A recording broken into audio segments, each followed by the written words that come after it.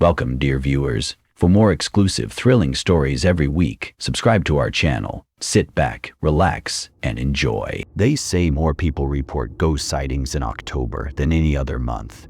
Not because there are more spirits, but because the veil is thinner. That thin line between our world and whatever lies beyond. I used to think it was just superstition. Then I went looking for the truth. There were 4 of us. Me, Rachel, Quan, and Dustin. We weren't professionals, not really. We were urban explorers with cameras, old flashlights, and a taste for the unsettling. We'd call it spirit chasing as a joke. Upload our footage, get a few thousand views, enough to feel like we mattered. We started simple. Old hospitals, forgotten motels, shuttered theaters. Every time we went out, there'd be something small, a flicker in the background, a light that shouldn't be on. Dustin swore he once caught someone breathing on the mic when we were all outside. But nothing ever happened, not until the Grange house. It was Rachel's idea. She found it in a faded online forum for local paranormal investigators. Most people don't even try to find it, she said. It's supposed to be that haunted. The Grange house sat near the edge of the Greenbrier National Forest in West Virginia, a 2-story colonial thing, overrun with vines and fog. Not on any maps, no marked roads, just GPS coordinates and a few rumors. No one stays more than an hour. People come back changed. Some don't come back at all. It was perfect. We packed the van, brought backup batteries, EMF meters, heat sensors, and Rachel even got her hands on a spirit box. Quan laughed the whole ride there.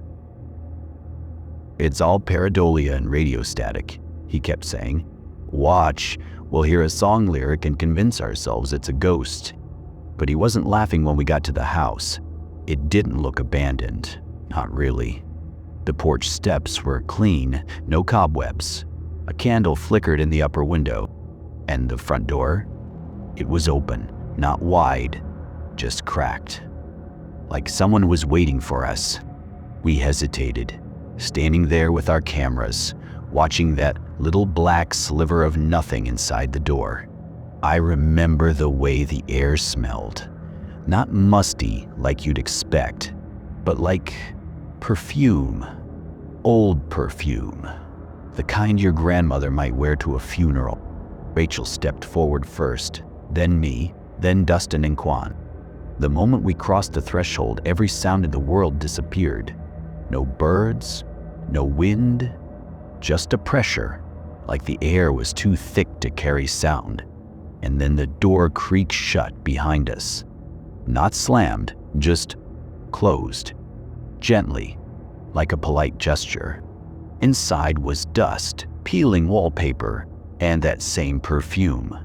It got stronger as we moved down the hallway. Every footstep echoed like we were in a cathedral, not a house. Rachel set up her spirit box in the parlor. Wooden chairs, a stone fireplace with ash still inside, portraits on the walls that were just too faded to see the faces. She flicked the box on. It hissed. We stood in silence, waiting for the usual static, some half-word or radio interference. Instead, we heard 1. Quan flinched. We all stared at each other. 2. The voice was slow, childlike, but clear. 3. "Rachel, turn it off," I said. She shook her head. Her hands were trembling. 4. The air went cold. "Behind you." We spun. No one was there. But something had changed.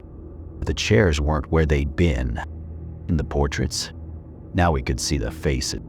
Each one had our faces, blurred and faded, but unmistakably us, staring, smiling. Dustin started to laugh, too loudly, too fast. "Okay, you guys, this is a prank. I get it. Good one. Who set this up?" But Rachel wasn't laughing. She was staring at the mirror above the fireplace. "Guys," she whispered. "That's not me." I looked. It was her standing there in the mirror. Same clothes, same posture, but her face was different, like it had been copied too many times. Eyes too big, smile too wide. Near life, and then the reflection blinked. She didn't. We backed away. The spirit box was still running. It was just hissing now, one long, low breath of white noise. And until it said one more word, stay. We didn't listen to it. We ran. At least, we tried. Quan bolted for the front door, yanking it open so fast the hinges howled. But outside wasn't right. It was still the front porch. Same banister, same ivy-covered railing, but everything beyond it was pitch black. Like someone had erased the entire forest with a thick marker. You could see where the porch ended, but nothing past that. No stars, no sky, no sound.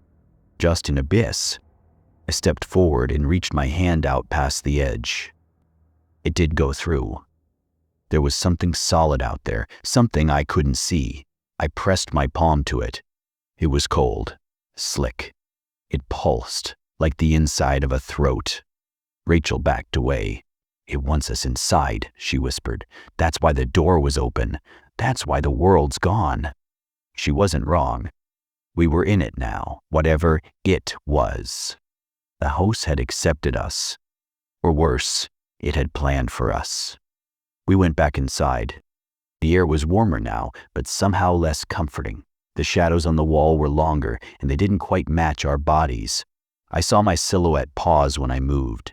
I watched Quan's reach too far, like rubber stretching against reality. Dustin fiddled with the EMF reader. It was maxed out, the needle vibrating hard against the edge. "It's broken," he muttered. "Has to be." But he didn't look convinced. Rachel, who always kept her head during our trips, was different now. She seemed like she was listening to something we couldn't hear. We all noticed it around the same time. A dull knock every few minutes. Destin thought it was coming from the walls. Khan said the fireplace, but I followed it. The knock was beneath us. In the basement. There was a small, half-rotted door behind the kitchen. We hadn't noticed it when we first entered. Probably didn't want to. But now it was there, clear as anything. Metal handle, scratched wood, the word welcome carved faintly above it, as if by a child's hand. None of us wanted to go down, but Dustin opened it anyway. And we followed, flashlights in hand, each step groaning beneath our weight. The basement stank of wet stone and old iron. The floor was dirt, but packed hard, like something heavy had been walking in circles for a long, long time. Rusted shelves lined the walls, covered in waxy candles and old photographs. Most of the photos were blank, except one. It showed the four of us, standing in the basement, just like we were now. Only in the photo, we were smiling, our heads tilted toward the camera, and behind us, a fifth figure, too tall, no eyes. Its fingers draped over our shoulders like a parent posing with its children. I dropped the photo. "We're leaving," I said. "We're going back up." That's when the knocking came again. Not from the walls, not from the ceiling, from under the floor, a rhythm. Tap, tap, tap. Pause. Tap, tap. Like a message. Quan stepped back toward the stairs, only to freeze. "Guys," he breathed. "Where's the door?" We spun. The stairwell was still there, but the door at the top was gone. Not closed, not shut, gone. Just brick and drywall now, like it was never there. Rachel's spirit box crackled to life again, even though it had been off. Its battery light was dead. But it spoke, and the voice that came through this time wasn't the childlike whisper from upstairs. It was lower, male, croaking, like breath through dirt. "This is where we live now." Then came the footsteps, not ours. From deeper in the basement, in the dark corners where even our flashlights didn't reach. They came slow, like bare feet dragging across stone. Guan was the first to run, but he didn't make it far. Something yanked his light from his hand. The beam spiraled across the walls before shattering. We heard him scream, a single, raw sound, and then silence. No scrambling, no more footfalls, just gone. Rachel grabbed my arm. "We have to speak to it," she said. "Whatever's here, it's intelligent. It wanted us here. Maybe it'll let us leave." "That's insane," Dustin snapped. "You don't reason with this kind of thing. We need to find a way out." But even as he said it, the knocking under our feet resumed, harder this time, louder. Tap, tap, tap. Pause, tap, tap, tap. The same rhythm, but faster. And then, from the far side of the room, we saw a hand press up through the dirt floor. Long, thin, wrong. Not digging, reaching. The hand didn't dig like a person escaping a grave. It moved more like a plant, slow and steady, fingers unfurling as if sensing the air. The skin was pale, stretched tight, almost translucent. We could see veins, bone, and it was listening. I grabbed Rachel and pulled her back, nearly tripping on a loose stone. "Up the shelves," I hissed. We scrambled onto the rusted racks lining the basement walls, knocking off old candle stubs and brittle glass jars that shattered on the dirt floor below. Another hand pushed through, then another. One closer to Dustin, which he tried to stomp, but it caught his ankle, just a brush, a graze. He screamed and backed up, holding his leg. "It's cold, man, it burns."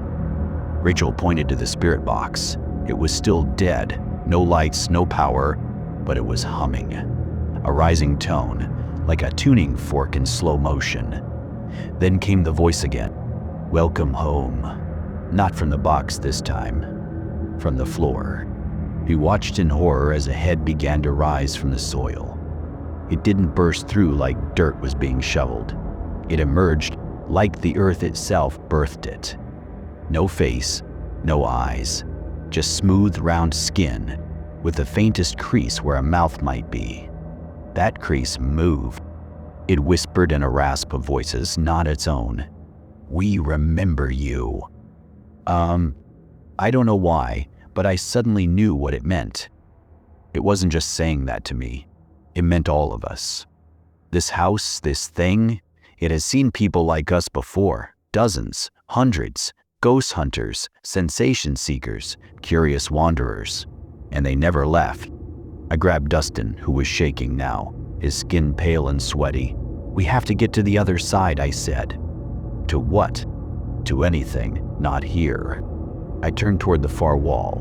It looked like it had a boarded-up window, possibly leading to the outside. Even if it didn't, I'd take a crawl space, a sewer, a hole in the foundation. Anything but this. Rachel followed. We jumped from shelf to shelf, trying not to touch the floor. Quan was still gone. We didn't talk about it. None of us could. I made it to the wall and began tearing at the boards.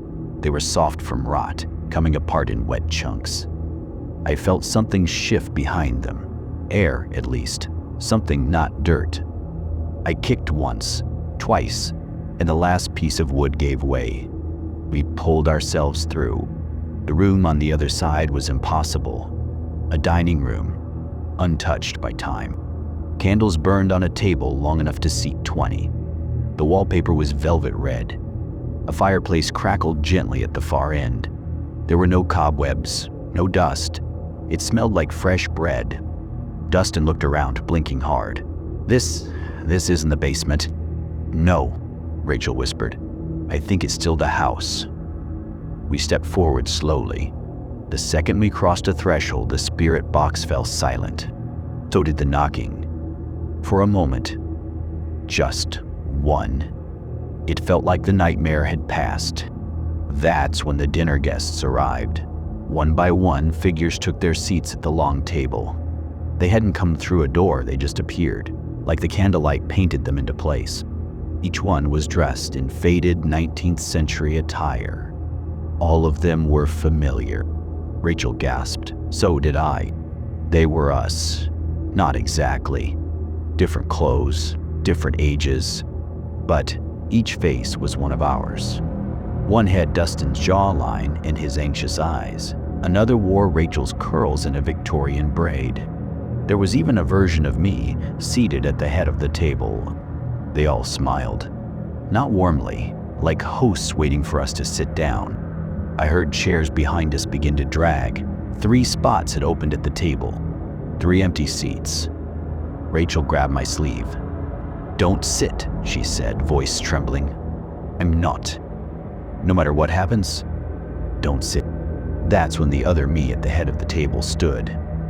His mouth opened wide, far too wide, and from it came a sound I can't even describe.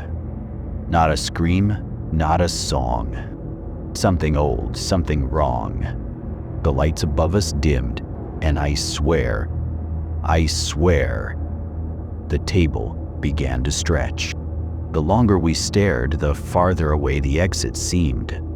Dustin took a step back. "We have to go, now." "Where?" Rachel shouted. There was only one door left, an ornate archway near the fireplace. We ran for it. As we passed the table, I saw my own reflection in a plate of untouched food. Except, it wasn't a reflection. The eyes blinked. My smile widened. And I mouthed something I still haven't told the others about. "You'll be back." We tore through the arched doorway like rats in a burning maze. I didn't look back. I didn't want to know if the dinner guests were following or if they'd even needed to move at all to catch us. The hallway beyond was silent, carpeted in that same deep crimson, walls lined with ornate portraits. But none of them had faces. Just smudges where they should have been, like someone had taken a thumb and blurred the expressions off. Except, some of them looked disturbingly familiar. A blurry smear with Rachel's cheekbones, a smear that could have been Quan. "Keep moving," I said, swallowing the acid rising in my throat. Dustin stumbled forward, limping from where the hand had grazed him. His skin was grayer now, clammy. Rachel noticed it too. "We have to get him out soon." He nodded, but his eyes were distant, like something else was starting to take hold. The hallway branched. Left led to what looked like a staircase spiraling downward, impossibly far. I swear, I couldn't even see where it ended. Just steps and shadows stretching into nothing. Right led to a door, simple, wooden, closed. I pushed it open, and the air changed. Not just in temperature, it was like stepping into a vacuum. Pressure dropped, my ears popped. I stumbled forward and immediately regretted it. It was a child's room. Bright wallpaper with cartoon moons and stars. A rocking horse in the corner. A mobile gently turning above a crib that sat in the center of the room. It looked clean, safe, like something preserved. But I knew better. Rachel didn't come in, neither did Dustin. They stood at the threshold, like an invisible line held them back. "Where is this here?" Rachel asked. I didn't answer, because I saw something they hadn't. There was a shape under the crib blanket, small, still. Then the mobile stopped spinning. The rocking horse creaked once, twice. The blanket rose. Whatever was under there wasn't sleeping. I backed up, slow and steady. The door slammed shut in my face. I screamed, yanking at the handle. "Rachel?" I heard her on the other side, pounding on the wood. "It won't open." The crib creaked. Once. Twice. Then silence. Until a child's voice whispered behind me, "Do you remember what you left behind?" I turned. The crib was empty. The mobile spun again, slowly. And standing in the corner behind the rocking horse was a boy, no more than 5. But his face wasn't right. It was my face, or at least my childhood face. His eyes were hollow, mouth hanging slightly open like he was mid-scream, but no sound came out. I backed away. He took one step forward, then another. I pressed against the door, heart slamming in my chest. Let me out! Then I heard Rachel on the other side, louder this time, desperate. He's not breathing. Open the door. We need to get out now. And suddenly the boy was right in front of me, inches from my face. He reached out, not to hurt me, but to hand me something. I looked down. It was a photo. Old, yellowed, curled edges. In it, me, my real childhood self, standing at the edge of my grandparents' house, smiling. I remembered that photo, except in this version there was someone else behind me. A hand reaching. A face I didn't recognize, just out of focus. Who took this? I whispered. The boy tilted his head. We all did. Then everything went black. When I opened my eyes, I was lying in the hallway again. Rachel was holding my arm. Dustin was on the floor, wheezing. What? What happened? I croaked. The door opened. She said, You were just lying there. You were mumbling over and over. What was I saying? Her voice was very quiet. You kept saying, I never left. We didn't go back to the child's room. We turned toward the spiral staircase instead, not because it seemed better, but because everything else was worse. As we descended, the air grew colder. The steps themselves were uneven, carved into the stone, like this part of the house was much older than the rest. Before wallpaper, before floors, before windows. This was the part of the house built to stay hidden. The spirit box crackled to life again as we descended. We hadn't touched it, hadn't powered it on, but the lights blinked erratically. Behind you, we froze. Rachel spun, flashlight sweeping the stairs above us. It's empty. But then we noticed something new. Every step we took left a shadow. Not behind us like you'd expect, but ahead. Our shadows were cast forward. And there were others, shadows that didn't belong to us. One, taller than a man, twisted. Another hunched with long limbs like broken branches. They danced along the walls. We ran. At the bottom of the stairs was one last door. Stone, no handle, just an indentation shaped like a hand. Rachel stared at it. Do we open it? No, I said. We never open anything again. But Dustin. He stepped forward and placed his palm on the stone. It pulsed once. Then the door slid open. Inside was nothing, just darkness. And the feeling, immediate and crushing, that we had just made a terrible mistake. We stood at the threshold of that black room, where even our flashlights couldn't pierce the dark. It wasn't just an absence of light. It was something that swallowed it. The being just vanished.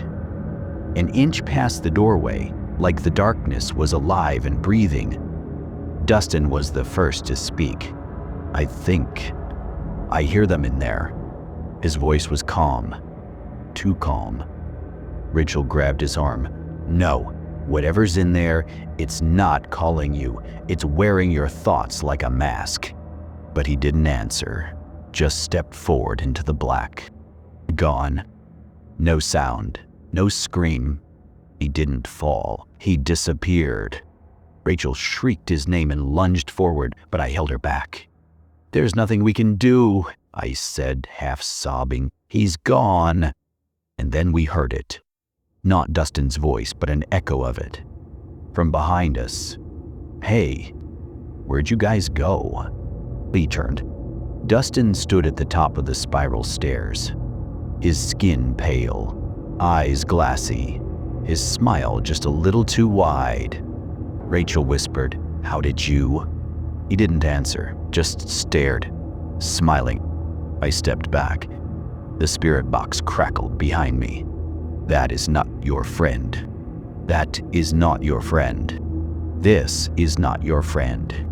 We bolted up the stairs past the thing wearing Dustin's skin. It didn't try to stop us, just watched, mouth stretching into a grotesque grin as we fled. Up and up. The house twisted again. Doors leading to wrong rooms, windows that opened into other halls, clocks ticking backward, the sound of whispers echoing from every wall. We passed rooms we hadn't seen before, one filled with water, sloshing despite no visible source, another where the furniture was nailed to the ceiling. And through it all, they watched. The dinner guests, the child, the faceless. That thing that was Dustin. Somewhere in the madness, Rachel screamed. I turned. She was gone. The hallway behind me ended, like the rest had just vanished. And then I was in the foyer again. Same cracked mirror. The same empty coat rack. It was dawn outside. I stepped out into the cold, my breath sharp and painful in my lungs. The air tasted like ash, but it was real. The house loomed behind me, silent. No sign of Rachel or Dustin, only me. And something new. In my pocket, something heavy. I reached in. A photo. The same one from the child's room. Only now, I wasn't smiling. And the hand behind me wasn't blurry. It was Rachel's. Face blank, eyes gone. Behind her stood Dustin, also faceless. And behind him, something taller, inhuman. I dropped the photo, ran. But you don't leave the house. Not really. You just take the door with you. It's been 2 weeks. I haven't slept, not more than an hour at a time. The shadows move now, even when the lights are on. I unplug the TV, but sometimes it still turns on. Just static at first, then a voice. Rachel's. She says, I see you. The photo is back on my table every morning, even if I burn it. Dustin's voice comes from my closet at night, laughing. Sometimes the mirror doesn't show my face. Sometimes it shows the house. A hallway behind me that shouldn't be there. And last night, I heard footsteps upstairs. My house doesn't have an upstairs. I tried telling people. No one believes me. But that's okay. Because this morning, someone reached out to me online, said they saw our videos, said they wanted to explore the mansion too. They asked for the address. The dawn. I gave it to them. Let them go. Let them open that door. I already know how it ends. That wraps up tonight's pasta. If your lights flicker, don't blame the wiring until the next shadow creeps in. If you haven't subscribed yet, please do. It helps more than you know. And if you liked the story, don't forget to hit the like button. In the comments below, share your own horror experience. I'll be reading after midnight. Good night. See you again tomorrow.